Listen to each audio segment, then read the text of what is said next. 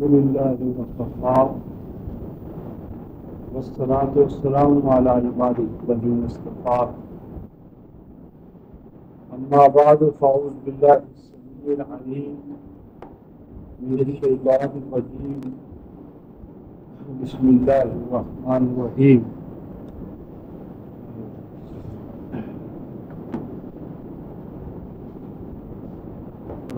محترم، آج کا ہمارا درس ما انزل اللہ اور اس کے تقاضے. ما انزل اللہ اور اس کے تقاضے. ما انزل اللہ جو اللہ کا کلام ہے، اس کلام کے کیا کیا تقاضے ہیں اس جماعت کے لیے جو اس پر ایمان رکھتی ہو،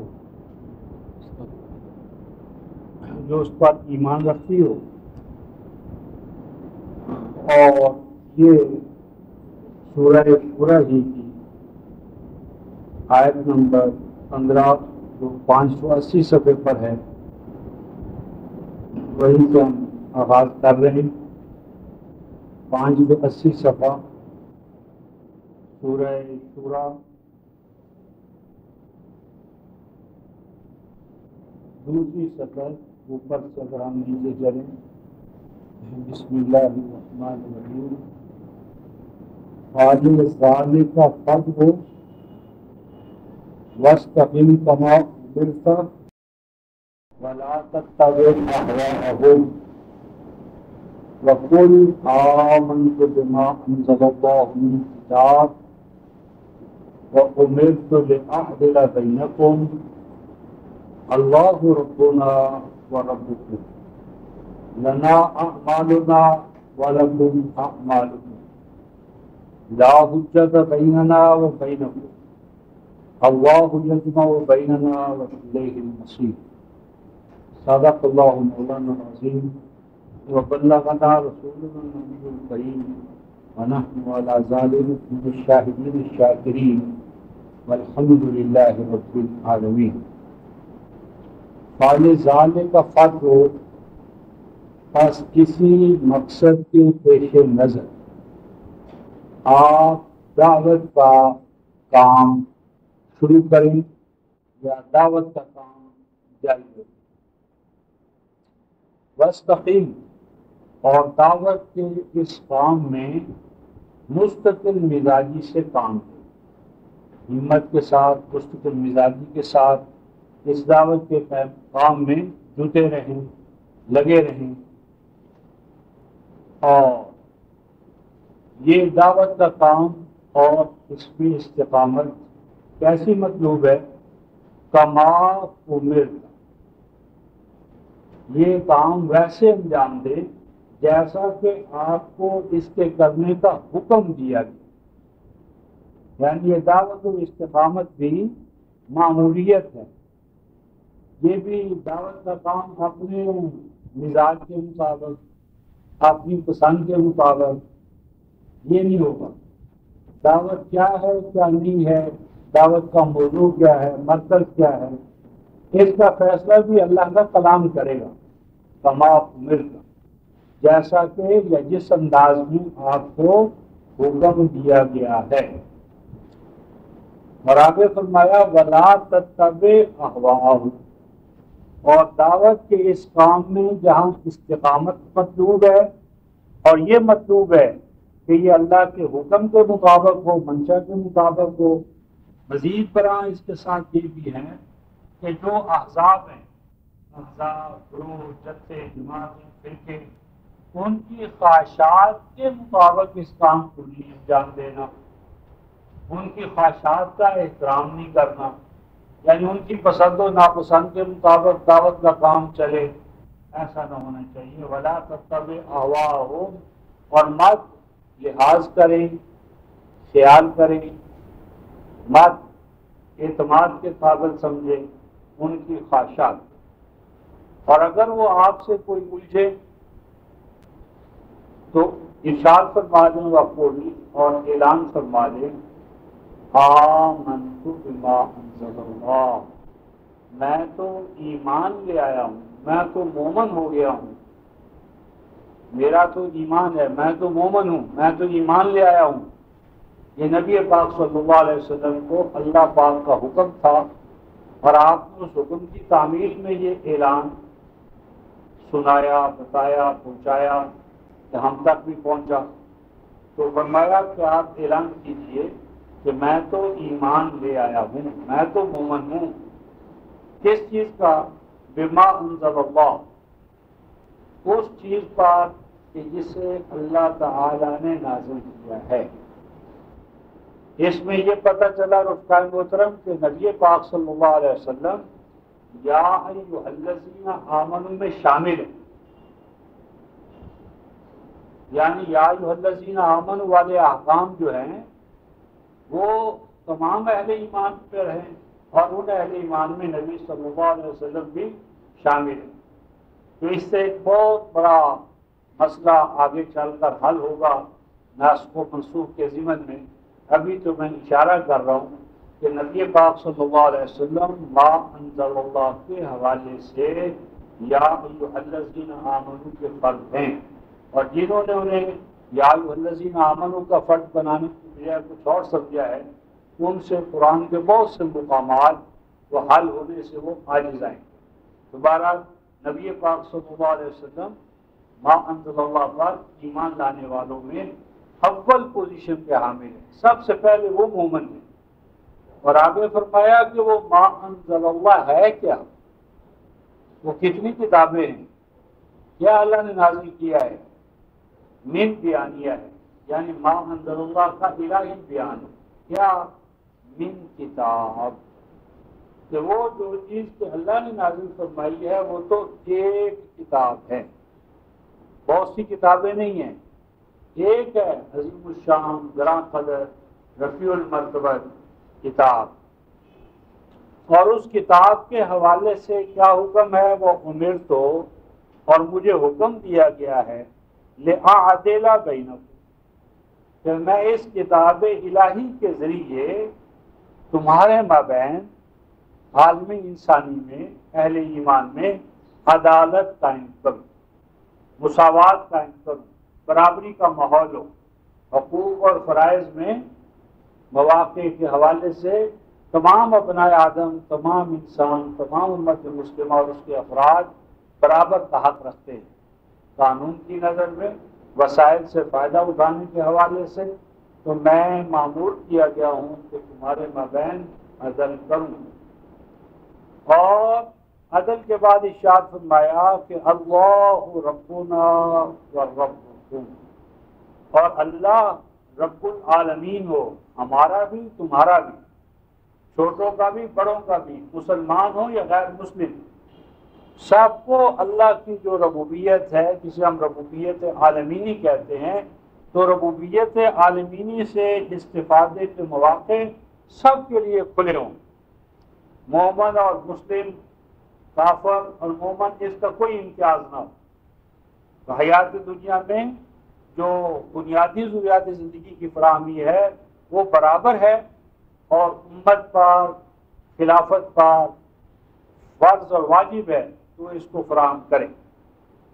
اور تیسری بات یہ ہے کہ لنا اعمالنا ولکم اعمالکم، ہم ہوں یا تم، ہمارے لیے فیصلہ کن کیا ہوگا؟ عمل۔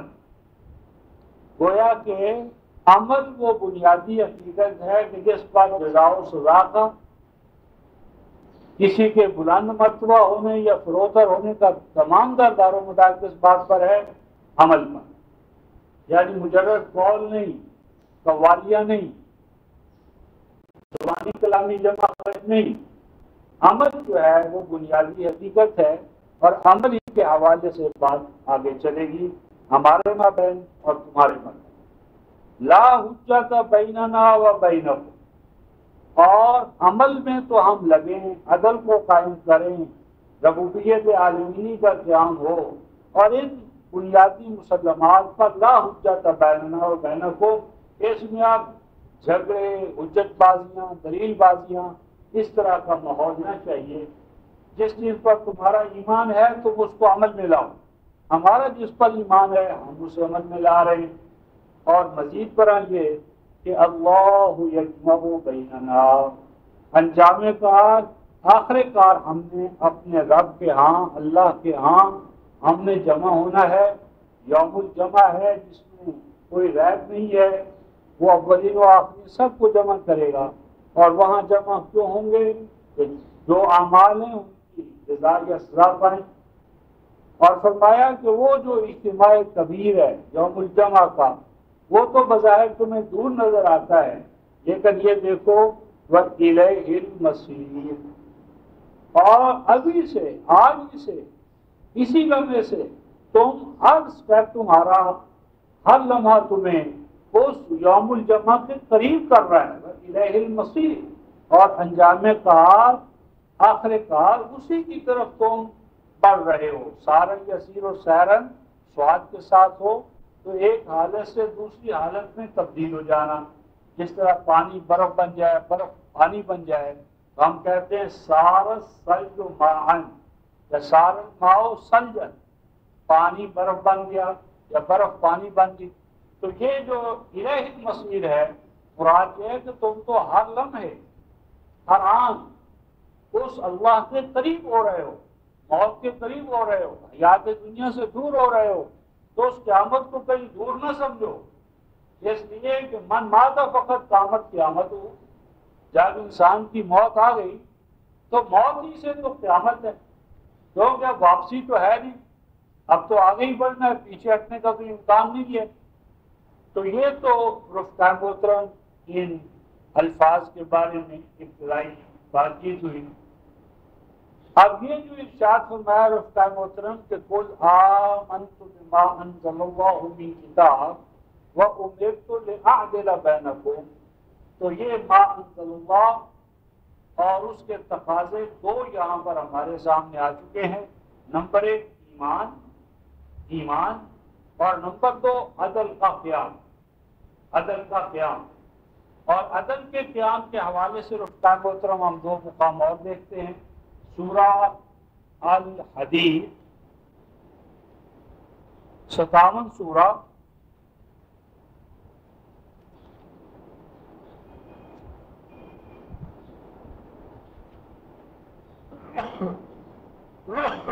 آیت نمبر 25، 647 صفحہ ہوگا، 647 صفحہ،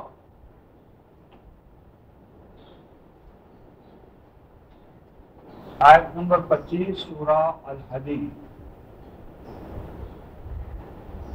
لقد ارسلنا رسلنا بالبینات وانزلنا معهم الکتاب والمیزان لیقوم الناس بالقسط، فرمایا بلا شبہ ہم نے رسولوں کو بھیجا، وَلَقَدْ ارسلنا، بلا شبہ ہم نے رسول بنائے، رسول بھیجے، رسلنا اسی کا مفعول ہے، بلا شبہ ہم نے اپنا پیغام دے کر اپنے رسولوں کو بھیجا۔ اور اللہ تبارک و تعالیٰ کس طرح بھیجتے ہیں رسولوں کو؟ بالبینات، واضح اور دو ٹوک دلائل دے کر، بینات دو ٹوک واضح، کلیئر کٹ واضح احکام دے کر، ہدایات دے کر، دلائل دے کر۔ وَأَنزَلْنَا مَعَهُمُ الْكِتَابَ، اور نازل کی ہم نے ان رسولوں کے ساتھ، کیا نازل کی رفقائے محترم؟ الکتاب۔ اس سے یہ بات پتہ چلی رفقائے محترم کہ کوئی رسول بھی کتاب کے بغیر نہیں ہے۔ یہاں سے پتہ چلا رسول کتاب کے بغیر نہیں۔ اور ابھی ہم ایک دوسرا حوالہ دیکھیں گے، سورہ جو البقرہ کی آیت 213 ہے، کہ کوئی نبی بھی کتاب کے بغیر نہیں ہے۔ یہ جو ہمارا تصور ہے کہ نبی اور رسول میں یہ فرق ہے کہ نبی کے پاس کتاب نہیں ہوتی اور رسول صاحب کتاب ہوتا ہے، یہ تصور قرآن حکیم کی روح سے صحیح نہیں ہے۔ ابھی تو یہ ذہن میں رکھیں کہ اللہ تعالیٰ نے رسولوں کو واضح دلائل اور کتاب کے ساتھ دی، اور وہ کتاب کیا تھی؟ المیزان۔ وہ کتاب ہی دراصل اللہ تبارک و تعالیٰ کا ترازو ہے، یعنی میرے اور آپ کے اعمال جو قیامت میں تلنے ہیں رفتہ محترم، وہ ترازو میرے اور آپ کے لیے ہی قرآن ہے۔ اللہ کا بڑا فضل اور کرم ہوا کہ جس میزان پر قیامت میں میرے اور آپ کے اعمال تلنے ہیں، وہ ترازو اللہ پاک نے ہمیں حیات دنیا میں ہمارے ہاتھ میں تھما دی ہے کہ ہم اپنے اعمال کا وزن یہی معلوم کر لیں۔ وہ کسوٹی، وہ معیار، وہ میزان اللہ کی کتاب ہے۔ نازل الموازین القسط لیوم القیامہ لا ظلم اليوم۔ وہ میزان جو قیامت میں کھڑی ہوگی وہ حیات دنیا میں میرے اور آپ کے پاس ہے۔ پاس ہماری، اگر ہم چاہیں تو آج بھی اپنے اعمال کی قدر و قیمت معلوم کر لیں، اور اگر وہ کھوٹے اور غلط ہیں تو ان کو صحیح کر لیں۔ آج وقت ہے، فرصت ہے، تو ہم نے کتاب کو بشکل میزان نازل کیا۔ یہ رسول کیوں آئے دلائل لے کر، کتاب بشکل میزان لے کر؟ مقصد کیا تھا؟ صرف نماز روزہ، قوالیاں؟ مقصد کیا تھا رفتہ محترم؟ لے یقوم الناس۔ یہ لام جو ہے اس کا معنی عربی زبان ہوتا ہے تاکہ، اس مقصد کے پیش نظر، اس لیے لے یقوم، تاکہ کھڑے ہوں لوگ، الناس۔ یوں نہیں فرمایا لے یقوم المؤمنون، لے یقوم المسلمون، یعنی مسلم اور مومن کی قید نہیں لگائی، بلکہ یہ فرمایا ہے کہ الناس، گویا کہ جہاں کتاب نازل ہوتی ہے اس علاقے میں رہنے والے جو بھی الناس ہیں، گورے کالے، زبان کچھ ہو، مکان کچھ ہو، تہذیب و کلچر کچھ ہو، مقصود کیا ہے؟ تاکہ الناس کھڑے ہوں انصاف کے ساتھ، یعنی تمام انسانوں کو پہلے درجے میں رفتہ محترم عدل اور قسط کی فراہمی، انصاف کی فراہمی۔ انصاف فری ہونا چاہیے، انصاف دینے کے لیے اسٹیمپس لگانا اور اسے یعنی بیچنا، خرید و فروخت کی چیز بنانا، یہ دین کے خلاف ہے۔ یعنی انصاف ہر فرد کا حق ہے اور فری ہونا چاہیے اور بلا امتیاز ہونا چاہیے۔ اور کتاب کے نزول کا مقصد یہ ہے، انبیاء کی رسالت کا مقصد یہ ہے کہ الناس کے اندر عدل قائم کیا جائے، قسط قائم کیا جائے، اور پھر یہ عدل جو ہے اس کو نافذ کرنے کے لیے اللہ پاک فرماتا ہے وَأَنزَلْنَا الْحَدِيدَ، اس کے لیے ہم نے لوہا اتارا، شمشیر خراشدہ۔ یعنی عدل قائم نہیں ہو سکتا اگر پیچھے مضبوط ارادہ نہ ہو، مضبوط انتظامیہ نہ ہو، مضبوط حکومت نہ ہو۔ تو حکومت کا یعنی اس ایجنسی کا جو عدل کے نفاذ کی عملی طور پر ذمہ دار ہے، اس کے پاس قوت و طاقت کا ہونا ضروری ہے۔ اب اس ضمن میں رفتہ محترم ہم سورہ البقرہ کی آیت 213 دیکھتے ہیں۔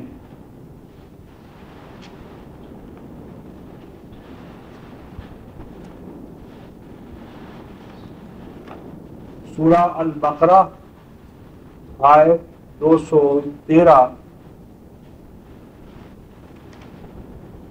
40 صفحہ ہے۔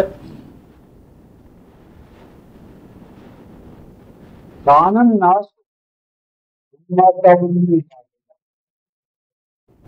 فرمایا کہ تمام نوع انسانی اپنے آپ اور جد، یعنی اپنی اصل اور اساس، اس حوالے سے ایک کان الناس امت و واحدہ، ہے نوع انسانی ایک ہی گروہ، اور پاس کیونکہ نوع انسانی ایک ہے، فرمایا فبعث اللہ النبیین، اسی لیے اللہ تعالیٰ نے نبیوں کو بھیجا۔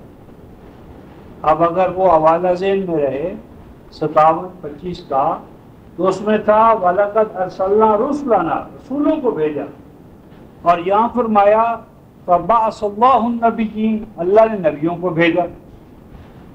وہاں رسول تھا اور یہاں نبی، نبیوں کو بھیجا کس حیثیت میں؟ مبشرین و منذرین، وہ اللہ کے کلام پر چلنے کے جو خوشگوار نتائج و ثمرات ہیں ان کی بشارت دیتے تھے، اور اللہ کے کلام کو نظر انداز کرنے سے جو برے تخریبی تباہ کن نتائج و ثمرات مرتب ہوتے ہیں ان سے وہ قبل از وقت آگاہ فرماتے تھے، خبردار کرتے تھے، بیدار کرتے تھے۔ اور فرمایا وَأَنزَلَ مَعَهُمُ الْكِتَابَ، اور اللہ تعالیٰ نے نازل کی ان نبیوں کے ساتھ کتاب،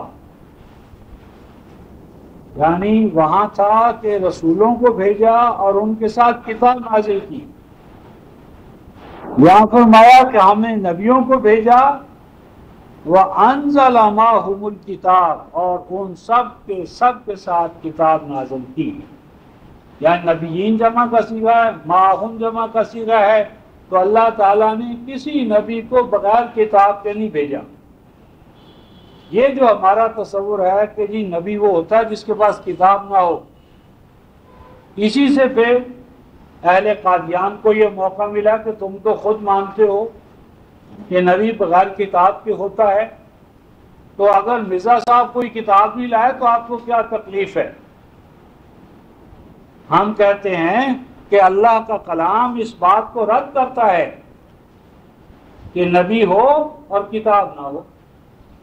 نبی آیا کس کام کے لیے؟ پیغام دینے کے لیے، تو پیغام اس کے پاس ہے نہیں، نیستم پیغمبر نہ مردان کتاب، مرزا صاحب کہتے نہ میں پیغمبر ہوں نہ میں کوئی پیغام لایا ہوں، بھی تم پھر آئے کیوں ہو؟ نہ پیغام تمہارے پاس ہے نہ تم پیغمبر ہو، تو تم ہو کیا؟ تو رسول کتاب کے ساتھ اور نبی، یہاں ماقبل نبیین کا لفظ ہے، نبی بہت سے لیکن کتاب ایک، وَأَنزَلَ مَعَهُمُ الْكِتَابَ، ان سب کے ساتھ اللہ پاک نے الکتاب نازل فرمائی۔ یہاں ایک تو یہ بات پتہ چلی کہ نبی بہت سے اور کتاب ایک، گویا کہ تمام کتابیں اپنی اصل کے حوالے سے ایک ہیں۔ اسی لیے قرآن کا یہ دعویٰ ہے انہو، یہی قرآن زبر اولین میں بھی تھا، موسیٰ علیہ السلام کو ملنے والے صحیفے، موسیٰ علیہ السلام سے پہلے سیدنا ابراہیم کو ملنے والے صحیفے، ان میں بھی یہی قرآن تھا۔ یہی قرآن یہی قرآن لفی صحف الاولیٰ، صحف ابراہیم و موسیٰ، تو تمام صحیفوں میں یہی قرآن تھا بنیادی طور پر۔ تو کیا فرمایا کہ نبی بھیجے اور ان کے ساتھ ہم نے کتاب نازل فرمائی، اور آگے کیا فرمایا؟ بالحق، حق کو حق کے ذریعے پہچانو، یہ ہے قرآن کا دین کا موقع۔ حق کو حق کے ذریعے پہچانو، سورہ الاعراف آیت 169 میں ہم نے میثاق الکتاب پچھلے اتوار کو پڑھا تھا کہ اللہ تعالی ہر نبی سے، ہر امت سے یہ میثاق لیا ہے، اللہ یقولوا علی اللہ الا الحق، کہ حق کو حق کے ذریعے جانو۔ اللہ حق ہے، اس کا رسول حق ہے، اس کی کائنات حق ہے، اس کا دین حق ہے۔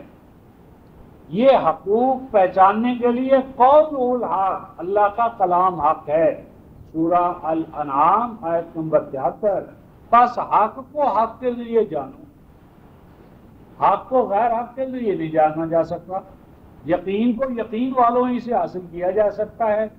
تو کیا فرمایا کہ ہم نے بالحق، وہ کتاب حق کے ساتھ، یعنی حق کا تمام کا جو مظہر اثرات وہ اس کتاب ہے، کتاب حق کو لے کر نازل ہوئی نبیوں پر. اور یہ کتاب کیوں نازل ہوئی روز قائم ہوتا؟ بڑا عام نقطہ آ رہا ہے اگلے الفاظ میں، لِیَحْکُمَ. دیکھیں یوں نہیں فرمایا کہ لِیَحْکُمُوا، حالانکہ ماقبل نبی ہیں جمع، یعنی ہونا یہ چاہیے لِیَحْکُمُوا بَيْنَ النَّاسِ، کہ وہ نبی فیصلے کریں، نبی فیصلے کریں. لیکن اللہ کیا فرما رہے ہیں؟ لِیَحْکُمَ.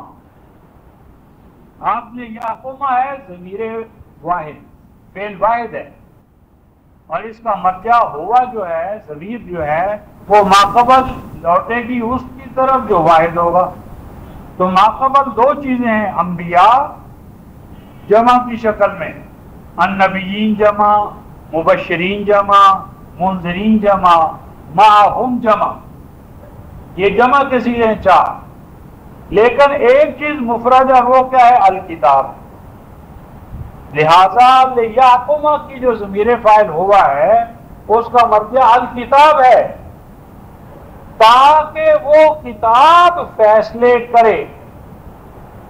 یعنی فیصلہ کرنا نبی کا کام نہیں، نبی تو الہی فیصلوں کو نافذ کرتا ہے. اصل جو چیز فیصلہ کن ہے، جو فیصلے کرتی ہے، وہ اللہ کی کتاب ہے. یعنی اصل جو فیصلہ کن اتھارٹی ہے وہ نبی کے پاس نہیں ہے، نبی تو نافذ کرنے والی ایجنسی ہے، نبی قوت نافذہ ہے. لیکن چونکہ کتاب خود نہیں بولے گی، لہذا کتاب میں سے فیصلہ نکالنا یہ نبی کی ذمہ داری ہے. نبی کے بعد نظام نبوت کے بعد نظام خلافت ہے. تو یہ لِیَحْکُمَ تاکہ وہ کتاب فیصلے کرے. کہاں فیصلے کرے؟ بین الناس، لوگوں کے مابین. اور کس بات میں فیصلے کرے؟ فی مختلفوا فیہ، یعنی جس امت میں کتاب آتی ہے اور سابقہ امت میں جتنے اختلافات ہوتے ہیں، وہ ان اختلافات کا حل کہاں ہوتا ہے رفقا محترم؟ اللہ کی کتاب کے پاس. آپ سیدنا مسیح علیہ السلام کے بعد نبی پاک صلی اللہ علیہ وسلم کا دور شروع ہوتا ہے اور قیامت تک یہی دور چلے گا. پاس آپ کی بعثت کا یہ مقام ہے کہ قیامت تک جو پیدا ہونے والے اختلافات ہیں ان کا حل کتاب الہی میں ہمیں پیش کی اللہ تعالیٰ نے اپنے علم کی بنیاد پر عطا کر دی ہے. اگر امت یا انسانیت میں اختلافات تو پیدا ہونے والے ہوں اور ان کا حل اللہ کی نازل کردہ کتاب میں ہونا، تو ختم نبوت رفقا محترم ایک ظلم ہے. یعنی نبوت کا سلسلہ ختم کر دیا جائے اور اختلافات نئے نئے پیدا ہوں اور ان اختلافات کا حل اللہ کی کتاب کے پاس ہونا، تو اس صورت میں ختم نبوت ایک مذاق ہے. یہ علم الہی پر ایک بٹا لگانا ہے، تو بدنما داغ ہے علم الہی پر، نعوذ باللہ. لہذا یہ ناممکن ہے. بس ہمارا ایمان ہے کہ نزول قرآن کے ابتدائی لمحات سے لے کر قرب قیامت نہیں بلکہ قیام قیامت تک جو جو اختلافات عالم انسانیت میں ہیں یا ہو سکتے ہیں یا ہوں گے، ان کا پیشگی حال اللہ کی کتاب قرآن میں موجود ہے.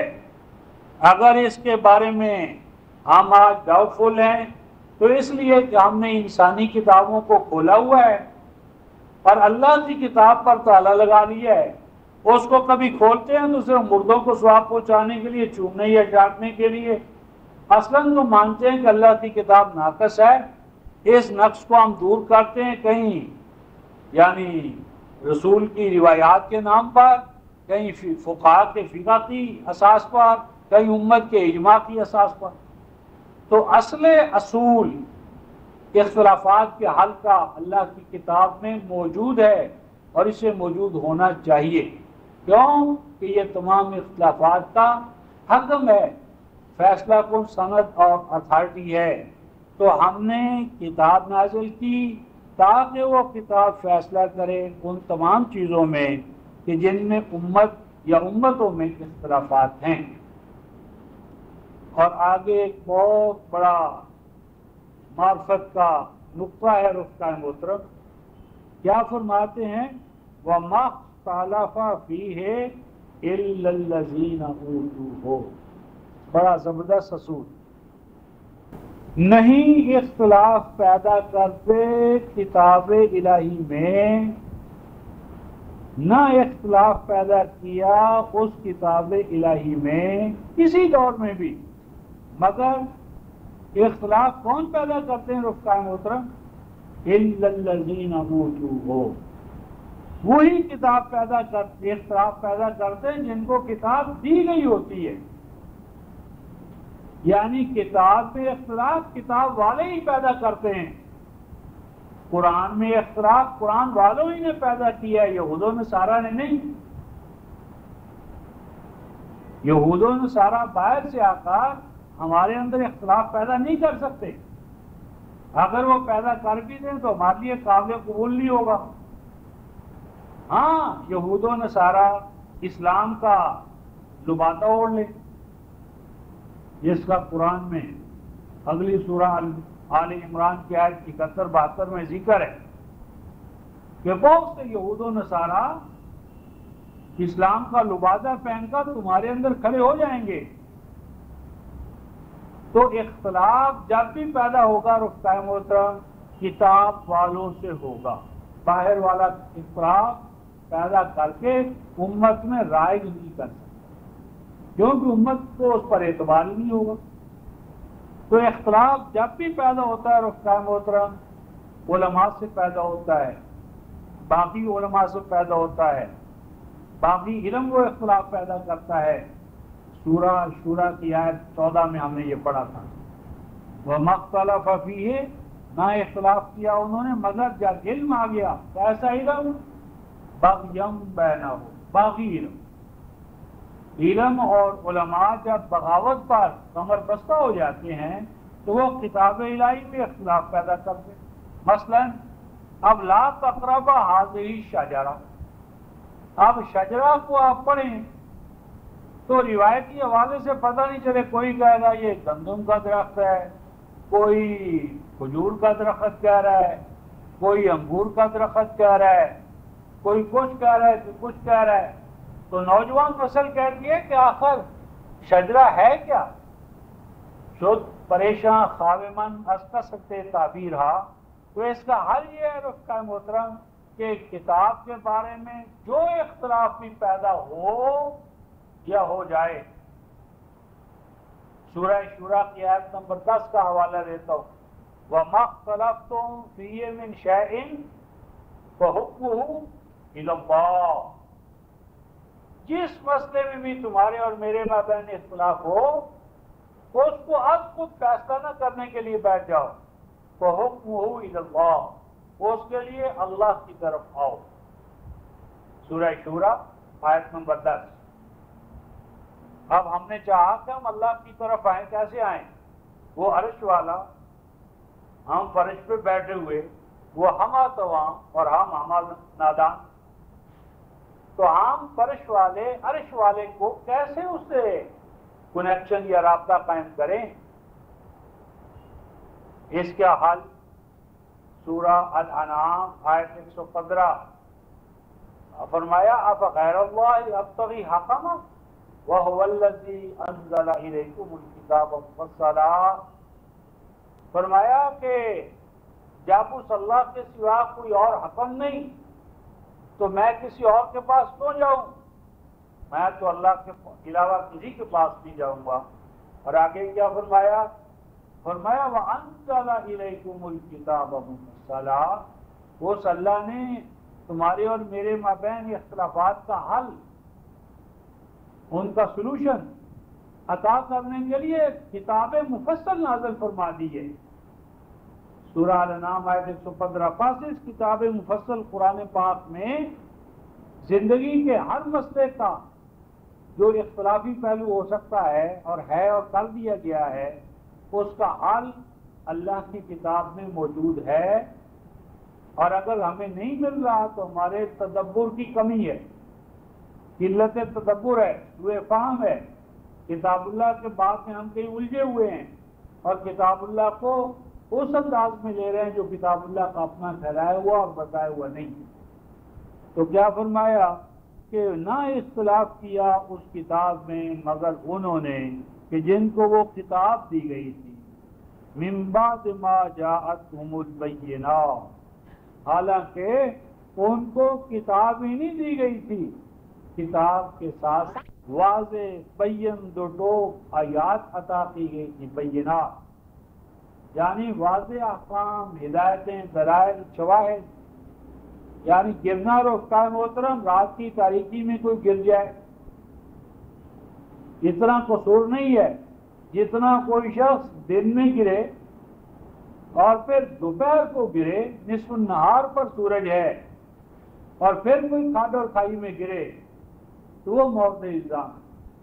اختلاف بھی پیدا کیا کہ جب ان کے پاس روشنیاں، واضح دو ٹوک دلائل آ چکے تھے، اور کیوں اختلاف پیدا کیا رفقائے محترم؟ بغیم بینہم، ایک دوسرے پر چڑھائی کرتے ہوئے، بڑا بننے کے لیے ہر ایک اپنے پیچھے ایک جتھا کھڑا کرنا چاہتا ہے، اپنے بارے کی بھیڑ میں اضافہ کرنا چاہتا ہے، اپنے پیچھے کثیر بیڑے لگانا، ان کی اون اور گوشت سے استفادہ کرنا، اپنی عمارت کا جو نشہ ہے اس کو پورا کرنے کے لیے ایک فرد دوسرے فرد پر چڑھائی کرتا ہے، ایک گروہ دوسرے گروہ پر چڑھائی کرنا چاہتا ہے، ایک فرقہ دوسرے فرقے پر چڑھائی کرتا ہے، اور اس جذبہ محرکہ کے تحت دین کی نئی نئی تعبیرات کرتے ہیں۔ تو آگے فرماتے ہیں فَهَدَى اللَّهُ الَّذِينَ آمَنُوا لِمَا اخْتَلَفُوا فِيهِ مِنَ الْحَقِّ بِإِذْنِهِ وَاللَّهُ يَهْدِي مَن يَشَاءُ إِلَى صِرَاطٍ مُسْتَقِيمٍ۔ فرماتے ہیں یہ تو ہے باغی گروہ نے بغاوت کی وجہ سے اللہ کی کتاب سے ہدایت نہ لی، لیکن اس کا یہ مطلب نہیں کہ اب اللہ کی ہدایت نہیں مل سکتی۔ فَحَدَ اللَّهُ، اللہ تبارک و تعالی ہدایت کر رہا ہے اور کرتا رہے گا۔ کن کو؟ الذین آمنوا، جو اللہ کی کتاب پر ایمان لائیں گے، لما اختلفوا فیہ من الحق بإذنہ، تو جتنے اختلافات ہیں ان تمام اختلافات میں حق کیا ہے، باطل کیا ہے، یہ اللہ اپنے ٹھہرائے ہوئے قانون کے ذریعے ایمان والوں کو اختلافات سے نکالتا رہے گا۔ گویا ایمان کا لازمہ یہ ہے کہ آپ اختلافات سے نکلیں، اور اختلافات سے نکل کر واللہ یہدی من یشاء الی صراط مستقیم، صراط مستقیم پر گامزن ہو۔ تو صراط مستقیم پر گامزن کرنا اور اختلافات سے نکالنا یہ کام ہے کتاب کا۔ اللہ پاک اپنی کتاب کے ذریعے یہ انعام عطا کرتے ہیں۔ اب اس کے بعد رفقائے محترم بات ہو رہی تھی عدل کی، تو عدل کے حوالے سے دو حوالے ہم دیکھتے ہیں۔ سیدنا موسیٰ علیہ السلام کی قوم کے بارے میں، آپ کی صحیح جو امت تھی اس کے بارے میں، سورہ الاعراف آیت 159 205 صفحہ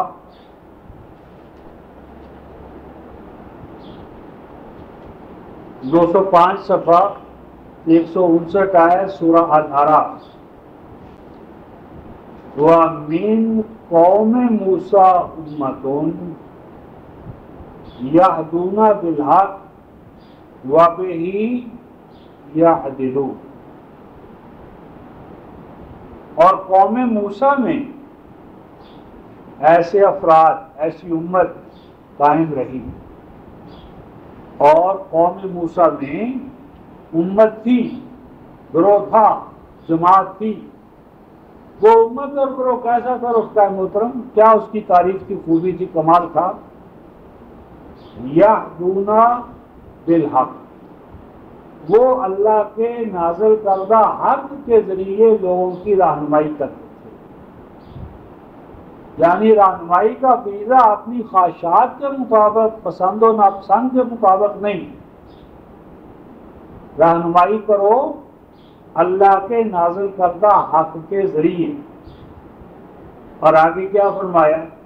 وَبِهِ يَعْدِلُونَ، اگر صرف رہنمائی ہو تو یہ دین واز بن کے رہ جائے گا، مذہب، لیکن اللہ کی کتاب دین کی امین ہے، تو دین کا تقاضا کیا ہے؟ وَبِهِ يَعْدِلُونَ، اور کتاب الہی کے ذریعے عدل کیا جائے۔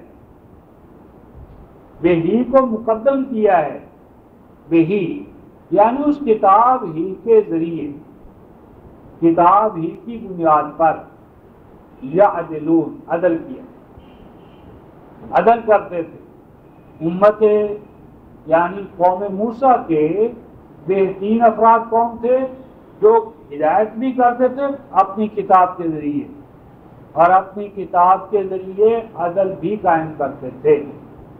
عدل کا قیام کتاب کا لازمہ ہے، اور یہ صالحہ امت جو ہے اس کی یہ پہچان ہے۔ اب اسی کو ہم نبی پاک صلی اللہ علیہ وسلم اور آپ کے حوالے سے جو قائم امت ہے اس کے حوالے سے دیکھتے ہیں۔ 209 صفحہ،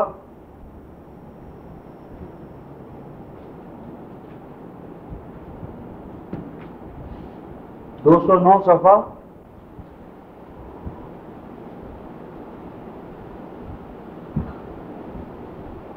182 آیت 181 182 وَمِمَّنْ خَلَقْنَا أُمَّةٌ يَهْدُونَ بِالْحَقِّ وَبِهِ يَعْدِلُونَ وَالَّذِينَ كَذَّبُوا بِآيَاتِنَا سَنَسْتَدْرِجُهُم مِّنْ حَيْثُ لَا يَعْلَمُونَ وَأُمْلِي لَهُمْ إِنَّ كَيْدِي مَتِينٌ۔ فرمایا اور ان میں سے کہ جنہیں ہم نے پیدا کیا ہے ایک عظیم الشان گروہ ہے، جماعت، امت، یہ جن کی طرف اشارہ ہے یہ امت مسلمہ ہے۔ تو یہ امت مسلمہ کی طرف کیا؟ امت مسلمہ وہ امت ہے جسے ہم نے اپنے دست خاص سے پیدا کیا ہے۔ یہ جو خلقنا ہے یہ وہ فزیکل خلقنا نہیں ہے، فزیکل خلق تو کافر مومن صاحب کی اللہ ہی کے حوالے سے ہے۔ اس تخلیق کے بعد ایک اور تخلیق ہے، وہ ایمان اور کفر کے حوالے سے۔ تو جو ایمانی تخلیق ہے وہ اللہ پاک کے کلام سے ہوتی ہے، اور کافرانہ طاغوتی تخلیق شیطان کے خطوات سے ہوتی ہے۔ ہدایت کے حوالے سے اللہ خالق ایمان والوں کے، اور شیطان راہبر و رہنما بنانے والا جن کو کفر اور طاغوت۔ تو کیا فرماتے ہیں؟ اور وہ کہ جنہیں ہم نے ایمان کی بنیاد پر خلق کیا ہے، ڈھالا ہے، ہمارے کلام سے جنہوں نے وجود حاصل کیا ہے، وہ عظیم الشان گروہ اور امت۔ کیا خاصہ ہے ان کا؟ یہدون بالحق، وہ اس اللہ کے نازل کردہ حق کے ذریعے رہنمائی کرتے ہیں، وَبِهِ يَعْدِلُونَ، اور اسی کے ذریعے عدل قائم کرتے ہیں۔ اے عدل قائم کرنے والوں، اور اے اللہ کے کلام پر رہنمائی کا فریضہ انجام دینے والوں، یاد رکھو وَالَّذِينَ كَذَّبُوا بِآيَاتِنَا، وہ لوگ جو ہماری آیتوں کی تکذیب کرتے ہیں، فالسیفیکیشن کرتے ہیں۔ اس تکذیب یا فالسیفیکیشن سے رفقائے محترم صرف یہ مراد نہیں کہ کوئی شخص کہے میں اللہ کے کلام کو نہیں مانتا یا اسے جھوٹا کہے، یہ بھی تکذیب ہے، لیکن تکذیب کا ایک دوسرا پہلو ہے، ماننے کے باوجود اس کے تقاضوں پر عمل درآمد نہ کرنا، یہ بھی قرآن کی اسے تقسیم ہے۔ حوالہ سورہ الجمعہ آیت نمبر 5۔ تقذیب کے دو دائرے، یعنی کسی چیز کو آپ جھوٹا قرار دیں، تقذیب، جھوٹا تو نہ قرار دیں لیکن اس کے تقاضوں کے مطابق اپنے آپ کو نہ ڈالیں، یہ عملی تقذیب ہے۔ تو فرمایا وہ لوگ جو اس کا یہ آیات کی تقذیب کریں گے علمی حوالے سے یا عملی حوالے سے، سَنَسْتَدْرِجُهُم مِّنْ حَيْثُ لَا يَعْلَمُونَ، فرمایا کہ درجہ بدرجہ وہ تنزل اور انحطاط کی طرف دن بدن گرتے چلے جائیں گے۔ اللہ کی کتاب کی تقسیم سے، اللہ کے قرب سے تو وہ پہلے ہی دور ہو چکے۔ اب کچھ جو مال دولت عزت آبرو بنی ہوئی تھی تو آہستہ آہستہ اس سے بھی وہ معروف ہو جائیں گے اور اس مقام پر جا پہنچیں گے جن کا آج انہیں علم نہیں ہے۔ امی لہم من غیر متین، یہ صحیح ہے کہ ہم فوراً نہیں پکڑا کرتے، ہم ان کو مہلت پر مہلت دیتے ہیں، اور ان قیدی متین، اور میری تدبیر بڑی محکم۔ تو یہ جو تقسیم ہے رفتار محترم کتاب الہی کی، کہ جب اس طرح کی آیات ہم پڑھتے ہیں تو ہم کہتے ہیں الحمدللہ آج ہم اور امت مسلمہ تو اس سے بچی ہوئی ہے، لیکن یہ بچی ہوئی نہیں، رفتار محترم پھنسی ہوئی ہے اس میں۔ آئیے یہ مقام دیکھیں جو میرے اور آپ کے حوالے سے قریب قریب تعلق رکھتا ہے۔ سورہ الجمعہ آیت نمبر 5، 663 صفحہ۔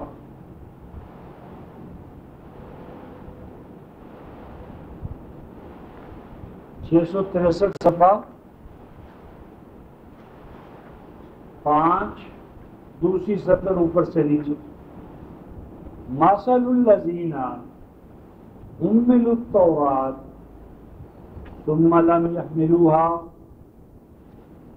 كمثل الحمار يحمل أسفارا بئس مثل القوم الذين كذبوا بآيات الله واللہ لا یہدی القوم الظالمین۔ فرمایا ان لوگوں کی مثال، ان لوگوں کی مثال، کن کی مثال؟ اس کا مطلب حملوا التوراة، جن پر بوجھ اور ذمہ داری ڈالی گئی تورات کی، جن کے ذمہ تھا کہ وہ تورات کے ذریعے عدل وہ بھی چھوڑ دیا، ثم لم یحملوها، لیکن پھر انہوں نے اس ذمہ داری کو نہ نبھایا، ذمہ داری نہ اٹھائی، یا ذمہ داری پڑی کی پڑی رہ گئی۔ اور آپ کیا فرماتے ہیں؟ ان کی مثال کس طرح رفقائے محترم؟ کا مثل، ایک تو مثل پر کاف لایا گیا، یعنی یہ مثال بھی دینا اللہ تبارک و تعالیٰ کے لیے گویا بس، یعنی اس کے ساتھ بھی ان کی مثال اس سے بھی نچلی درجے کی بات ہے، لیکن چلو ان کی مثال اس مثال جیسی، یعنی یہ نہیں کہ ان کی مثال کی مثال ایسے ہے، یہ ایسا کہ گدھا یا پھر گدھا ہو، اور گدھا کیسا رفتار محترم؟ یحمل اسفارا، اسفار صفر کی جمع ہے کتابوں کا بنڈل یا بوجھ، کہ جس کی پشت پر بڑی بڑی کتابیں لدی ہوں، یعنی بڑے بڑے انسائکلوپیڈیاز، قانون کی کتابیں، فلسفے کی کتابیں، وہ اس کے یعنی اس کی کمر پر ہیں، لیکن اس کو تو نہیں پتا ان گٹریوں میں کیا ہے، نہ وہ جانتا۔ ہو سکتا ہے چارہ ہو، پانی ہو، جس کے لیے بہت خوشگواریاں ہیں گدھے کے لیے، سب کچھ اس میں ہو ان گٹریوں میں، نہیں جانتا۔ تو وہ تو چونکہ کھولنا نہیں جانتا اور افقائے محترم وہ معذور ہے، لیکن 25-44 میں اللہ پاک فرماتے ہیں جب انسان گدھے بنتے ہیں تو گدھوں کو بھی شرماتے ہیں، گدھوں سے بھی بازی لے جاتے ہیں گدھے پن میں۔ تو کیا فرماتے ہیں کہ بوجھ لدا ہو کتابوں کا اس گدھے کی پشت پر، یہ مثال دی ہے۔ اللہ پاک فرماتے ہیں بئس مثل القوم، بہت ہے بری مثال اس قوم کی۔ کون سی قوم رکھتا ہے؟ یعنی اوپر دیکھیں مثل الذین حملوا التوراۃ، ان لوگوں کی مثال کہ جن کو تورات دی گئی، یعنی یہ اہل تورات کی مثال ہے۔ تو اہل تورات آج بھی دنیا میں موجود ہیں رفتہ محترم، یہود۔ تو ان سے ہم پوچھیں کیا تم تورات پر ایمان رکھتے ہو یا نہیں؟ کوئی بھی نہیں کہے گا کہ وہ تورات پر ایمان نہیں رکھتا، یعنی ہم تورات کو مانتے۔ اللہ تبارک و تعالیٰ نے تورات کو ماننے کا لازمہ یہ قرار دیا ہے کہ ان فرائض و واجبات کو عملی طور پر ادا کیا جائے جو تورات نے ان کے، یعنی جو تورات کے ماننے والے ہیں ان پر جو فرائض اور ڈیوٹیاں لگائی ہیں ان کو وہ ادا کریں۔ اگر ادا نہ کریں فرمایا پس بہت بری ہے مثال ان لوگوں کی۔ آگے دیکھیں رفتار محترم، الذین کذبوا بآیات اللہ، جو تکذیب کرتے ہیں اللہ کی آیتوں کی۔ یعنی یہاں یہود کو کتاب تورات کی آیتوں کا مکذب قرار دیا گیا ہے۔ تو اس معنی میں تو وہ آج بھی تکذیب نہیں کرتے کہ تورات اللہ کا کلام نہیں ہے، جس طرح ہم تکذیب نہیں کرتے کہ قرآن اللہ کا کلام ہے۔ صرف اتنی بات ہو تو یہود بھی مانتے ہیں، نصارہ بھی مانتے ہیں، مسلمان بھی مانتے ہیں، لیکن اللہ تبارک و تعالیٰ نے ثم لم یحملوها، تکذیب کیا ہے؟ کسی کتاب کو اللہ کی کتاب ماننا لیکن جو ڈیوٹیاں فرائض اور واجبات عائد ہوتے ہیں ان کو ادا نہ کرنا، یہ تکذیب ہے۔ نہ صرف تکذیب ہے رفقائے محترم، آگے فرماتے ہیں واللہ لا یہدی القوم الظالمین، فرماتے ہیں یہ ظلم بھی ہے، اور ایسی ظالم قوم کو اللہ کیسے ہادی و مہدی بنائے؟ اور اللہ تعالی نہیں ہدایت کے مقام پر فائز فرماتا ایسے ظالموں کو۔ یعنی یہ جو ظلم ہے کہ کتاب الہی پر ایمان دعویٰ، لیکن اس کے جو تقاضے ہیں ان سے عہدہ برا ہونے کا کوئی نظام نہیں، نہ اس کے مطابق عدل، نہ اس کے مطابق تبلیغ، نہ اس کے مطابق فیصلے، تو یہ جو چیز ہے یہ ظلم بھی ہے اور تکذیب بھی۔ اور واللہ لا یہدی القوم الظالمین، اور فرمایا کہ اللہ تبارک و تعالی ایسے ظالموں کو کبھی بھی ہدایت یافتہ قرار نہیں دیتا، ہدایت یافتہ نہیں ہو سکتے، ان کے لیے ہدایت یافتہ ہونے کا کوئی امکان نہیں ہے۔ واللہ لا یہدی القوم الظالمین، اور وہ نہیں ہے، یعنی وہ ہیں اللہ تبارک و تعالیٰ کی نظر میں ظالم، اور ایسے ظالموں کو اللہ تبارک و تعالیٰ ہادی و مہدی نہیں بناتے یا نہیں بنا سکتے۔ اور اس ضمن میں رفتار محترم ایک عجیب مقام 74 صفحے پر سورہ آل عمران آیت 89،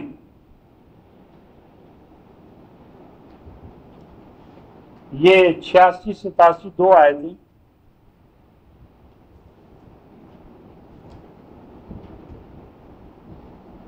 86 صفحہ 74 سورہ آل عمران، اور اسلوب پہ غور فرمائیں۔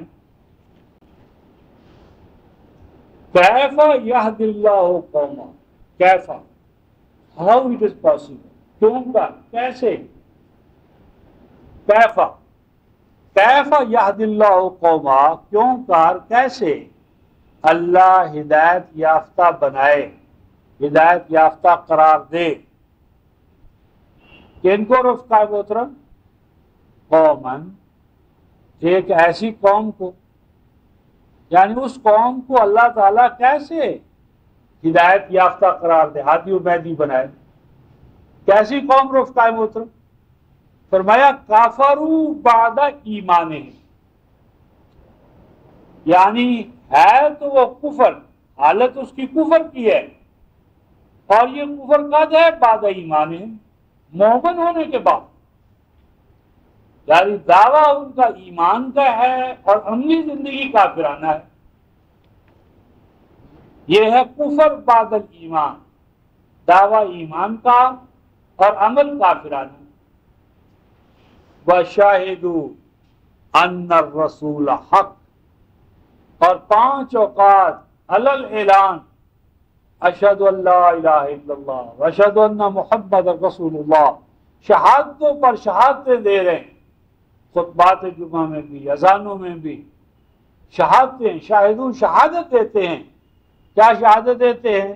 ان الرسول حق، کہ رسول سچا اور سچا ہے، رسول سچا، لیکن اس کی رسالت سے ہدایت اور رہنمائی نہیں لینی۔ رسول سچا، لیکن اس نے جو قضاء کا، عدالت کا نظام عطا کی ہے، علم اور عمل، اس کے قریب نہیں جانا۔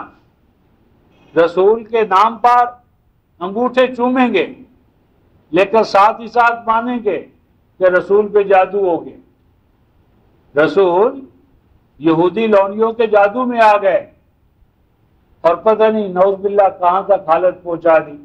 تو شہادت تو یہ دیتے ہیں کہ رسول حق ہیں، وَجَاءَهُمُ الْبَيِّنَاتُ، اور وہ رسول جو کچھ قرآن کی شکل میں لے کر آئے ہیں وہ واضح دلائل، یہاں بھی وہ حکم لگاتے ہیں وَاللَّهُ لَا يَهْدِي الْقَوْمَ الظَّالِمِينَ، ایسی ظالم قوم کو اللہ کبھی بھی ہدایت یافتہ قرار نہیں دیں گے۔ یہ وہ قوم ہے اولئک جزاؤہم ان علیہم لعنۃ اللہ والملائکہ والناس اجمعین خالدین فیہا لا یخفف عنہم العذاب ولا هم ینظرون الا الذین تابوا من بعد ذلک واصلحوا فإن اللہ غفور رحیم۔ یہ فرمایا اس کی سزا یہ ہے، یعنی یہ زبان پر ایمان اور عمل میں کفر، کفر بعد الایمان، رسول کو سچا کہتے ہیں، رسول کی رسالت کی عملی گواہی نہیں دیتے۔ تو یہ وہ عمل ہے رفقا محترم کہ جس کی سزا یہ ہے کہ ان کے لیے کیا ہے؟ لعنت اللہ، یعنی اللہ تبارک و تعالیٰ کی طرف سے خوشگوار نتائج و ثمرات کی جو بشارت تھی اس سے محروم، نہ اللہ کی نصرت، نہ اللہ کی معیت، نہ اللہ کی حمایت۔ یعنی اتنی بڑی تعداد رفقا محترم، اتنے بڑے صدر، صدور، شیوخ، افواج کے کمانڈر ان چیفز، سب کچھ ہے رفقا محترم، اور پاکستان اتنا بڑا، اور اس کو یو این او میں کیا ٹائم ملا ہے رفقا محترم؟ 5 منٹ، اور کتنا خرچ ہوا ہے اس کو سنانے کے لیے اخبارات میں موجود ہے۔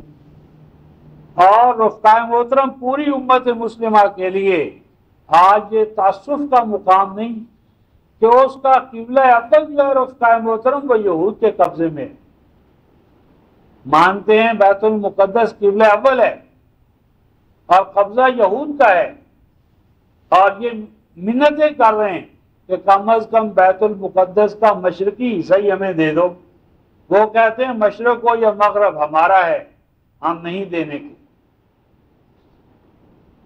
اس سے بڑھ کر اللہ کی رحمتوں اور نصرتوں اور حمایتوں سے محرومی کی اور کیا دلیل ہو سکتی ہے؟ لعنت اللہ والملائکہ، اور کائناتی قوتیں کارکنان قضاء و قدر جو اللہ تبارک و تعالیٰ کے کارکن ہیں، اور اہل ایمان کو اگر وہ ایمان والے اللہ کے کام میں آگے بڑھیں تو ان کی نصرت و حمایت کرتے ہیں۔ نحن اولیاؤکم فی الحیات الدنیا و فی الآخرہ، وہ ان کی ولایت سے محروم ہو جاتے ہیں، یہ ملائکہ کی طرف سے لعنت ہے۔ والناس، اور اگر یہ امت نوع انسانی میں اپنا عمل نظام نافذ کرتی ہے، عملی نظام، تو دنیا جہان میں جو عدل کی قوتیں ہیں، اخوت چاہتی ہیں، برابری چاہتی ہیں، نوع انسانی کی بخواہ ہیں، ان کی بھی انہیں سپورٹ حاصل ہوتی ہے، اس سپورٹ سے بھی محروم ہو گئے۔ اور یہ جو مسئلہ ہے رفقان محترم، یہ حیات دنیا کا ہے۔ کیوں کہ آگے فرماتے ہیں لا یخفف عنہم العذاب ولا هم الا الذین تابوا من بعد ذلک واصلحوا، یعنی یہ جو توبہ اور اصلاح کا امکان موجود ہے یہ حیات دنیا کا، نہ کہ آخرت کی۔ آخرت کی سزا و جزا کے بعد تو اب توبہ کا کوئی امکان ہی نہیں ہے، تو یہ اسی حالت میں رہیں گے۔ تو عذاب کیا ہے رفقائے محترم؟ لعنت۔ اور لعنت کیا ہے؟ اللہ تبارک و تعالیٰ کی نصرت و حمایت سے محروم ہونا، اللہ کی معیت کا چھن جانا، تو یہ لعنت ہے۔ تو فرمایا کہ ہاں ان میں سے جو توبہ کریں، رجوع کریں اللہ کے کلام کی طرف اور پھر اصلاح کریں، اور سورہ البقرہ کی آیت 159 میں ایک اور وَبَيَّنُوا، کتاب الہی کو بیان کرنے کے لیے اپنے آپ کو ڈیووٹ کریں، ڈیڈیکیٹ کریں، تو پھر کیا ہوگا؟ فرمایا فَإِنَّ اللَّهَ غَفُورٌ رَحِيمٌ، اگر یہ کریں توبہ، آج بھی توبہ کر لیں، توبہ کر کے اصلاح کر لیں، تو پھر اللہ اپنی رحمتوں سے نوازنے کے لیے تیار ہیں، ان کے یہاں کوئی مسئلہ نہیں ہے۔ تو یہ رفقائے محترم ایمان باللہ، کتاب الہی یعنی ما انزل اللہ کا پہلا تقاضا ایمان ہے، ایمان، اور دوسرا تقاضا عدل، عدل کا قیام، اور عدل کے قیام کے ساتھ ساتھ رفقائے محترم اس کتاب الہی پر جو ہمارا ایمان ہے اس کا تیسرا تقاضا، اور پھر چوتھا۔ تیسرا تقاضا ہے رفقائے محترم 90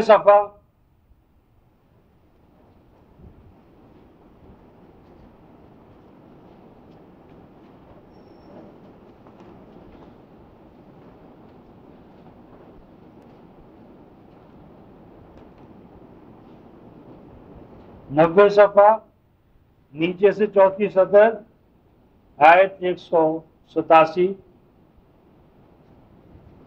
وَإِذْ أَخَذَ اللَّهُ مِيثَاقَ الَّذِينَ أُوتُوا الْكِتَابَ لَتُبَيِّنُنَّهُ لِلنَّاسِ وَلَا تَكْتُمُونَهُ فَنَبَذُوهُ وَرَاءَ ظُهُورِهِمْ وَاشْتَرَوْا بِهِ ثَمَنًا قَلِيلًا فَبِئْسَ مَا يَشْتَرُونَ۔ اور وہ وقت بڑی اہمیت کا حامل ہے کہ جب اللہ تبارک و تعالی حلف لیتے رہے کن سے؟ کہ جن کو اوت الکتاب، کتاب دی جاتی رہی، جن کو کتاب دی گئی، قوم موسیٰ ہو، قوم مسیح ہو، نبی پاک صلی اللہ علیہ وسلم کی امت ہو، ہم آپ جو بھی ہے، میثاق الکتاب ہوا۔ اور وہ میثاق الکتاب یہ تھا رفقائے محترم لَتُبَيِّنُنَّهُ لِلنَّاسِ، کہ تم اس کتاب الہی کو بیان کرتے رہو گے، اور لام تاکید کا ہے، نون ثقیلہ ہے، ضرور بضرور تم اس کتاب الہی کو الناس، یعنی صرف اپنی امت کے لیے نہیں، ایمان والوں کے لیے نہیں، لَتُبَيِّنُنَّهُ لِلْمُؤْمِنِينَ نہیں فرمایا، للناس، یعنی جہاں جہاں الناس ہیں، لوگ ہیں، ان کو کتاب الہی کی تبیین کرنا یہ میثاق الکتاب کا لازمہ ہے۔ اور فرمایا وَلَا تَكْتُمُونَهُ، اور یہ عہد بھی تھا کہ کتاب الہی پر پردے نہیں ڈالو گے، پردے نہ پڑے ہوں، غلاف میں بند ہو کے نہ رہ جائے، طوطے کی طرح رٹ لینا، اندھوں کی طرح پڑھ لینا، اور بغیر اس کے نفاذ، تفہیم اور تبلیغ کے، تبیین کے اس کو چومنا چاٹنا، ولا تکتمونہ، اور اس پر پردے نہ ڈالنا، چھپانا مت۔ اور آگے کیا فرماتے ہیں رفقائے محترم؟ فَنَبَذُوهُ وَرَاءَ ظُهُورِهِمْ، کتاب کو امتیں پکڑتی ہیں رفقائے محترم، میثاق الکتاب کو پس پوچھ ڈالتی، کتاب کو چومتے ہیں، چاٹتے ہیں، پیار محبت، اور جو کتاب کا پیغام پہنچائے اس سے نفرت، کتاب کے تقاضوں سے عہدہ ہونے کی دعوت دے، قابل نفرت۔ تو پس پش ڈال دیا انہوں نے اس میثاق کو، اور آگے کیا فرمایا رفقائے محترم؟ وَاشْتَرَوْا بِهِ ثَمَنًا قَلِيلًا، اور مذہبی پیشواؤں نے کتاب الہی کو بیچنا شروع کر دیا، تعویذات کی شکلوں میں، تعلیم کی شکلوں میں، اور اس کی کیسٹیں، سیڈیز۔ یعنی اصل یہ ہے کہ کتاب الہی قابل فروخت نہیں ہے، کتاب الہی کی ترجمانی ہو، اشاعت ہو، یہ مفت اشاعت ہونا چاہیے، زیادہ سے زیادہ آپ یہ کر سکتے، نو پروفٹ نو لاس، جو کچھ جس میں ریٹرن ہو وہ صدقہ جاریہ کے طور پر لینا چاہیے، اور وہ اسی فنڈ میں دوبارہ جمع ہو جانا چاہیے۔ یعنی قرآن کو اور اس سے متعلقہ علوم کو خرید و فروخت کی چیز بنانا، اس پر تاجرانہ قیمتیں لگانا، اور تاجرانہ قیمتیں لگا کر ڈسکاؤنٹ اور وہ چکر چلانا، یہ منشا کتاب کے خلاف ہے۔ میں کروں تو مجرم، آپ کروں تو مجرم۔ وَاشْتَرَوْا بِهِ ثَمَنًا قَلِيلًا، اور بیچنے لگے اس کتاب الہی کو حیات دنیا کے سامان کے مقابلے میں۔ ثَمَنًا قَلِيلًا سے یہ مراد نہیں ہے کہ تھوڑی قیمت پر نہ بیچیں، بہت گراں قیمت، قرآن کی قیمت بہت زیادہ رکھ دی، تفسیروں کی قیمتیں اس حد تک بڑھتی جا رہی ہیں رفقائے محترم کہ عام آدمی کی رسائی سے باہر ہے۔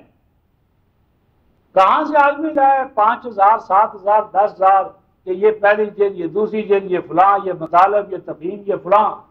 تو عام آدمی کی رسائی تک اللہ کا کلام رہے، اس کی مفت اشاعت ہو، اس کی اشاعت کرنا تو ڈیوٹی اور ذمہ داری ہے ایمان والوں کی، نہ یہ کہ اس کی دکانیں کھول دیں۔ وَاشْتَرَوْا بِهِ ثَمَنًا قَلِيلًا، تو خرید و فروخت ہونے لگی کہ مال دنیا لینے لگے، کتاب الہی دینے لگے، اور اللہ پاک فرماتے ہیں فَبِئْسَ مَا يَشْتَرُونَ، اے کاش کہ وہ کوئی اور کام کر لیتے، کتاب الہی کو نہ بیچتے۔ بہت برا ہے وہ کاروباری جو اللہ کی کتاب کا کاروبار کر رہا ہے۔ اللہ پاک مجھے آپ ہم سب کو اس سے بچائے۔ بیچنا وہ بھی کتاب الہی کو، تو جو دنیا میں ممکنہ صورتیں تھی خرید و فروخت کی وہ کر لیتے، کتاب الہی کو ایسا نہ کرتے۔ کیوں؟ کسی کو راستہ دکھانا، اندھے کو راستہ دکھائیں، کسی کٹھن صورت سے، کھڈ اور کھائی سے نکالیں، اور پھر اس سے قیمت مانگیں، ہماری قیمت دو، تو یہ کمینہ پن ہے۔ تو کتاب الہی کا بھی رفقائے محترم یہ اندھوں کو راستہ دکھانے کے لیے آئی ہے، کھڈ اور کھائیوں میں گرے انسانوں کو اور مرض میں مبتلا انسانوں کو شفا دینے کے لیے آئی ہے۔ تو یہ مفت ہونا چاہیے۔ نبی سے ہم نے یہ انعام مفت پایا ہے، لا اسالکم علیہ اجرا، لا اسالکم علیہ من اجر، تو بلا معاوضہ تمہیں ملا ہے، بلا معاوضہ اسے بانٹو۔ مفت پایا ہے، مفت تقسیم کرو، تاکہ قیامت میں کوئی کہہ نہ سکے ہماری جیب خالی تھی اور ہم تو خرید ہی نہیں سکتے تھے۔ تو فرمایا فَبِئْسَ مَا يَشْتَرُونَ، بہت برا ہے وہ کاروبار جو وہ کر رہے ہیں۔ تو یہ چار چیزیں بھی رفقائے محترم، ما انزل اللہ پر ایمان، ما انزل اللہ کے مطابق عدل، ما انزل اللہ کی بنیاد پر اختلافات اور ان کا حل، اختلافات جتنے ہیں ان کو ما انزل اللہ کے حوالے سے دور کرنا، اور ما انزل اللہ کی تبیین کرتے رہنا، کتمان نہ کرنا، اسے خرید و فروخت کی چیز نہ بنانا۔ آخری بات کہہ کے ختم کرتا ہوں، ما انزل اللہ کا ایک اہم تقاضا کہ جس میں امت مسلمہ کی حفاظت و نگہداشت کا راز پوشیدہ تھا اور ہے اور قیامت تک رہے گا۔ اب ہم اسے دیکھتے ہیں۔ سورہ الانعام، سورہ المائدہ،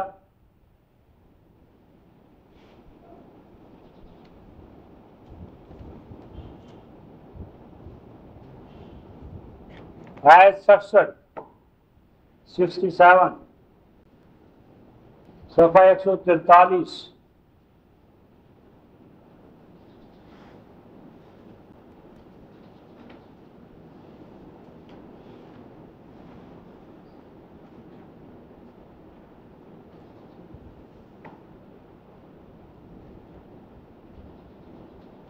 ایک سو 43 صفحہ 67 المائدہ۔ یا ایھا الرسول، اے رسول پاک صلی اللہ علیہ وسلم، بلغ، ابلغ نہیں فرمایا، بلغ باب تفعیل، اور باب تفعیل میں کسی کام کو کرنا اہتمام، ذمہ داری، ڈے اینڈ نائٹ، ایک ڈسپلن کے ساتھ، جس طرح تعلیم، علم اور پھر تعلیم، تو تعلیم ہوگی ایک ڈسپلن میں، نظام میں، نصاب کے مطابق، ٹیچر اینڈ ٹاٹ کے تعلق کے ساتھ، نرسری سے لے کر پی ایچ ڈی کا یہ سارا نظام، یہ تعلیم ہے، علم نہیں، تعلیم۔ تو یہاں بلغ باب تفعیل کا فعل امر ہے، امپیریٹو، تو اے رسول تبلیغ کا کام کرتے رہیں، بلغ، تبلیغ کی ڈیوٹی، تبلیغ کا فریضہ انجام دیتے رہیں۔ کس چیز کی تبلیغ رفقا محترم؟ ما انزل الیک، جو کچھ کے نازل کیا گیا ہے آپ کی جانب، من ربک، آپ کے رب کی طرف سے۔ اور 42-15 میں ہم نے پڑھا آمنت بما انزل اللہ من کتاب، جو چیز اللہ تعالی نے نازل کی ہے وہ کیا ہے؟ کتاب ہے، ایک عظیم الشان کتاب۔ تو اس اللہ کی نازل کردہ کتاب کی، دستور حیات کی، قرآن کی، اس کی آیات کی، آیات بینات کی تبلیغ کرتے رہو۔ تبلیغ کیا ہوتی ہے رفقا محترم؟ عربوں کے ہاں بلغہ رفقا محترم، دو چیزوں پر عربوں کے ہاں اطلاق ہوتا ہے بلغہ۔ ایک تو زمین سے، بالخصوص سنگلاخ زمین، سنگلاخ زمین سے پانی نکالنا اور نکال کر مشکلوں میں بھر کر پیاسوں تک وہ پانی پہنچانا، اسے عربوں کے ہاں بلغہ کہتے ہیں۔ یعنی زمین کے اندر سے پانی نکالنا، مشکلوں میں ڈالنا اور پیاسوں تک وہ پانی لے جانا۔ اور دوسرا اطلاق اس پر ہوتا ہے کھجور پر۔ کھجور جب پک چکی ہو تو اس کو ایک خاص پروسیس سے اوپر چڑھنا اور اوپر چڑھ کر کھجور کو توڑنا اور پھر لا کر نیچے جو حاجت مند ہو ان کو دینا، اس کو بلغہ کہتے ہیں۔ اور دونوں میں عجیب تشبیہ ہے، سنگلاخ زمین سے پانی نکالنا، گویا امتیں سنگلاخ مقام پر رہ رہی ہوتی، تو سنگلاخ زمین سے جس طرح پانی نکالنا ایک دشوار تر عمل ہے، اسی طرح جب امتیں کلام الہی کی جانب سے غافل ہو جائیں، انسانی کلام کے لیے گداز اور کلام الہی کے حوالے سے قلوب میں سختی، یہ جو سنگلاخ امت کا سنگلاخ پن ہے، ایسی حالت میں اللہ کے کلام کو پہنچانا۔ اور جب امت کے لیے کلام الہی اس طرح جس طرح اونچا کوئی کھجور کا درخت ہے، یعنی انسانوں کے کلام عام اور کلام الہی پر تالے، تو کلام الہی اونچا ہے کھجور کے درخت کی طرح، یا چڑھتے ہیں تو خطرہ رہتا ہے کہ چکنا چور نہ ہو جائیں گر کر. تو کلام الہی کی طرف چڑھنا، بلند ہونا، پھر کلام الہی کی کھجوریں سامان نشو و نما لے کر نیچے اترنا، اور پھر دائیں بائیں جو حالی موالی ان کو بانٹنا. بلغا کیا فرماتے ہیں؟ بلغ ما انزل الیک من ربک، یہ تبلیغ کا کٹھن فریضہ آپ انجام دیتے رہیں. اور آگے فرمایا رفتہ محترم وَإِن لَّمْ تَفْعَلْ فَمَا بَلَّغْتَ رِسَالَتَهُ، اور اگر آپ نے اس تبلیغ کے کام میں کہیں رک گئے، کوئی گھڑی کوئی لمحہ کچھ وقت ایسا کہ جس میں اس ڈیوٹی اور فریضے سے غافل، کیونکہ چھٹی تو اس میں ہو ہی نہیں سکتی. کل نوع انسانی تک اللہ کا کلام پہنچانا ہے، وقت فرصت ہے کام، اتنا دن رات کا کام، اولین و آخرین پر اللہ کے کلام کی حجت کو قائم کرنا. تو فرمایا اگر آپ نے اس ڈیوٹی میں بفرض محال نعوذ باللہ کوتاہی کی، پھر کیا ہوگا؟ فَمَا بَلَّغْتَ رِسَالَتَهُ، تو ہم سمجھیں گے کہ آپ نے رسالت کا فریضہ انجام نہیں دیا. یعنی اس کی جو قدر و قیمت تھی اور اس کے تقاضوں و عہدہ برا ہونے کے جو کچھ آپ کو کرنا چاہیے تھا وہ آپ نے نہیں کیا. اور آگے ایک انعام عطا ہوتا ہے رفتہ میں. انعام یہ ہے وَاللَّهُ يَعْصِمُكَ مِنَ النَّاسِ، اور اللہ آپ کی حفاظت فرمائیں گے لوگوں کے مقابلے میں. یعنی خطرہ یہ تھا کہ کل نوع انسانی کے سامنے اللہ کے کلام کو پہنچانا تو بڑا کٹھن کام ہے. عقائد مختلف، اعمال مختلف، ان کو جا کر اللہ کا کلام پہنچائے، وہ تو سار پھوڑنے پر، مارنے پر تل جائیں گے، گزان پہنچائیں گے، تکلیف پہنچائیں گے. تو اللہ پاک شورٹی عطا فرماتے ہیں وَاللَّهُ يَعْصِمُكَ مِنَ النَّاسِ، تم میرا کام کرو اور تمہاری حفاظت میرے ذمہ، اور اللہ تمہاری حفاظت فرمائیں گے لوگوں کے مقابلے میں. یعنی تمہارا ڈیفینس ہمارے ذمہ، حفاظت ہمارے ذمہ، بچاؤ ہمارے ذمہ. یعنی رفتہ محترم امت مسلمہ کا بچاؤ، دفاع مضبوط ایٹم بم سے نہیں ہے، اللہ کے کلام کے پہنچانے میں ہے. اور آج جو پاکستان مشنز بنے ہوئے روئے زمین پر، ان میں پاکستان کے کلچر، ثقافت، ثقافتی طائفے جاتے ہیں، رقص پیش کرتے ہیں، بھنڈرا ڈالتے ہیں. پاکستان کی ثقافت نمائش لباس کی ہوتی ہے، ہینڈی کرافٹس کی ہوتی ہے، لیکن ان سفارت خانوں میں اور ان ثقافتی مراکز میں کہیں اللہ کا کلام شامل نہیں ہے. نہ ہمارا سفیر کیا اس کی تربیت ہی اس حوالے سے. اور ان کا کیا قصور رفتہ محترم؟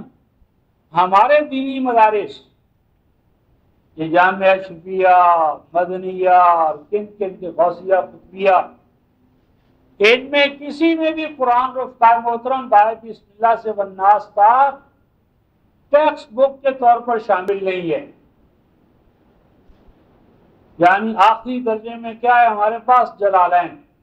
جلالین، اور جلالین سے اوپر چلو تو تفسیر بیضاوی ہے، اور وہ بھی سورۃ البقرہ کے پہلے 4 رکوع اللہ اللہ خیر سب. اب بعض مدارس میں آخری 2 سالوں میں قرآن کا صرف ترجمہ شروع کیا ہے، ترجمہ. تو قرآن ایز اے ٹیکسٹ بک ہمارے قدیم اور جدید نصاب تعلیم سے فارغ. سفارت خانے ہوں یا خانقاہیں، ان سب پر اللہ کی کتاب کا داخلہ بند. تو جب اللہ کی کتاب پر ہمارا، یعنی اس کے لیے ہمارا داخلہ بند ہوگا تو سوائے قبرستان کے ہم کیا ہیں؟ اللہ پاک نے قبرستان قرار دیا جس میں اللہ کا کلام نہ ہو. تو کیا ہے؟ واللہ یعصمک من الناس، اللہ آپ کی حفاظت فرمائیں گے۔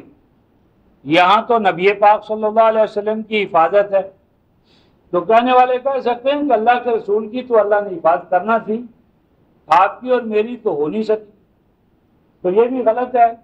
اس کے لیے حوالہ لکھ لیں، بات لمبی ہو جائے گی۔ سورہ یونس آیت نمبر 60، اللہ پاک نے صحابہ کو، مجھے اور آپ کو، قیامت تک انسانوں کو کہا ہے وَلَا تَعْمَلُونَ مِنْ عَمَلٍ إِلَّا كُنَّا عَلَيْكُمْ شَهُودًا، تم میری آیات کو پہنچانے کا کام کرو اور میں تمہارا نگران ہوں، محافظ ہوں۔ تو جب رفقائے محترم اللہ اپنے رسول کے جسم کی حفاظت فرمائیں گے تو کیا جسم کو برقرار رکھنے کے لیے روٹی نہیں دیں گے؟ روٹی کی ضمانت نہیں ہوگی؟ جسم محفوظ کیسے ہوگا اگر کھانے پینے کا نظام نہیں؟ اللہ پاک مادی اور مانوی دونوں حوالوں سے امت مسلمہ کی حفاظت کے پابند ہیں، بشرطے کہ امت مسلمہ کتاب الہی کی خدمت میں اپنے آپ کو لگا دے۔ اور خدمت کیا ہے؟ اس کے مطابق فیصلے کرے، اس کے مطابق عدل قائم کرے، اس کے مطابق اس کی تبیین کرے، کتمان نہ کرے، اور اس کی تبلیغ کو اڑنا بچونا بنائے۔ اور آگے کیا فرمایا؟ ان اللہ لا یہدی القوم الکافرین، ان اللہ لا یہدی القوم الکافرین۔ لفظی ترجمہ یہ ہے کہ بلا شبہ اللہ تعالی کافر قوم کی ہدایت نہیں کرتا، کافر قوم کو کی رہنمائی نہیں کرتا۔ تو سمجھنے والی یہ بات ہے رفقائے محترم کہ کافر قوم، مکہ والے کافر تھے، تو سارے کے سارے یدخلون فی دین اللہ افواجا، فوج اور فوج اسلام میں داخل ہو گئے، تو کیا معنی کہ اللہ کافر قوم کی ہدایت نہیں کرتا؟ یعنی اس کا معنی ہے واللہ ان اللہ لا یہدی القوم حال کونہم کافرین، یعنی اللہ تعالیٰ کسی قوم کی ہدایت نہیں کرتا اس حال میں کہ قوم کفر پر تلی ہوئی ہو، لیکن اگر وہ کافر قوم کفر کو چھوڑ دے، کفر سے نکلا، ہدایت یافتہ ہو جائے گی۔ اور دوسرا یہاں پر مراد کافرین سے مراد ہیں تبلیغ کے راستے میں رکاوٹیں ڈالنے والے، اور یہ حدیث سے مراد ہے کامیاب، یعنی اللہ کے کلام کے راستے میں اہل ایمان اگر کوئی مقابلے میں اپوزیشن کھڑی ہوگی، مخالفت کرنے والی قوتیں آئیں گی، تو ان کی مخالفتیں پادر ہوا ہو جائیں گی، عوام منصورہ ہو جائیں گی، تو ان کی منفی تخریبی جدوجہد کامیاب نہیں ہوگی۔ اللہ تبارک و تعالی تمہیں کامیاب کرے۔ اور آخری بات رفقائے محترم، کتاب والوں کو آخری وارننگ، قل یا اہل الکتاب لستم علی شیء حتی تقیموا التوراۃ، اعلان کرو اے رسول صلی اللہ علیہ وسلم کہ اے کتاب والو، یا اہل الکتاب، اے کتاب والو، کتاب کا نام نہیں لیا، آگے کھولا ہے تاکہ کتاب میں جو بھی مانتا ہے، تورات والا ہو، انجیل والا ہو، قرآن والا ہو، سب آ جائیں۔ اے قرآن والو، یا اہل القرآن لستم علی شیء، اللہ کے ہاں تو تم کسی بنیاد پر کھڑے ہی نہیں ہو، لستم علی شیء، اللہ کی نظر میں تو تمہارا کوئی مقام ہی نہیں ہے، اللہ کی نظر میں تم کسی سٹینڈ پر، موقف پر کھڑے ہی نہیں ہو۔ اللہ کی نظر میں کوئی قوم کب کھڑی ہوتی ہے رفقائے محترم؟ حتی تقیموا التوراۃ والانجیل وما انزل الیکم من ربکم، یہاں الکتاب سے مراد جن سے کتاب، اور وہ اس وقت 3 نمائندہ، تورات، انجیل اور قرآن۔ اے کتاب والو، تمہاری کوئی حیثیت نہیں تاں کہ تم تورات جس پر تمہارا ایمان ہے اسے قائم کرو، انجیل والو انجیل کو قائم کرو، اور اے قرآن والو جو کوئی تمہاری ضرور نازل کیا گیا ہے قرآن، اس کو قائم کرو، صرف پڑھو نہیں۔ چوما چاٹو نہیں، قائم کرو۔ اور آگے کیا فرماتے ہیں رفقائے محترم، وَلَا يَزِيدَنَّ كَثِيرٌ مِّنْهُمْ مَا أُنزِلَ إِلَيْكَ مِن رَّبِّكَ طُغْيَانًا وَكُفْرًا فَلَا تَأْسَ عَلَى الْقَوْمِ الْكَافِرِينَ۔ فرمایا کہ یہ جو تم کتاب الہی کی اقامت کے بارے میں چومنے چاٹنے کے لیے کہو، دید و دل فرشیرا، خرید و فروخت کے حوالے سے دید و دل فرشیرا، لیکن جب کتاب الہی کی حاکمیت کے حوالے سے تم بات کرو گے تو یہ چیز انکار کرنے والوں کو تمہارے خلاف کفر و طغیان پر زوردار طریقے سے وہ تمہارے مخالف ہوں گے، تمہیں ختم کرنے کے لیے تمہاری دعوت پکار ختم کو یعنی زور لگائیں گے، طغیان و کفر، سرکشی میں، نافرمانی میں، آگے بڑھنے میں۔ تو پریشان نہ ہونا، فلا تاس علی القوم الکافرین، ایسی نافرمان قوم اہل حق کے مقابلے میں جب بھی آئے گی، اہل حق کی اللہ سرپرستی فرمائیں گے اور یہ ناکام۔